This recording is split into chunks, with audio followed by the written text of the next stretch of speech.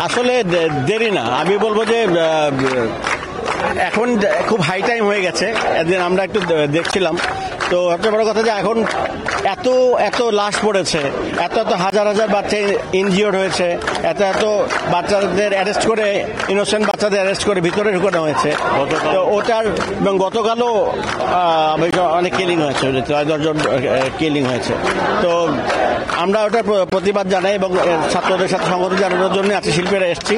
আমরা কোনো দল না, ব্যক্তিগতভাবে আমরা শিল্পীদের একটা দায়িত্ব থেকে আমরা এসেছি।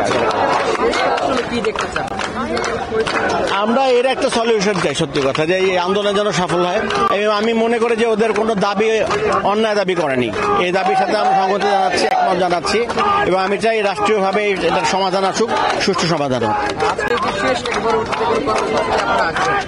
আমরা কোনো কর্মসূচিতে আসিনি, আমরা একাত্মতা ঘোষণা করতে এসেছি, কর্মসূচিতে নেই, এবং ছাত্রদের সঙ্গে আছি, থাকবো, সারা জীবনই থাকবো। সত্যি কথা, ধন্যবাদ।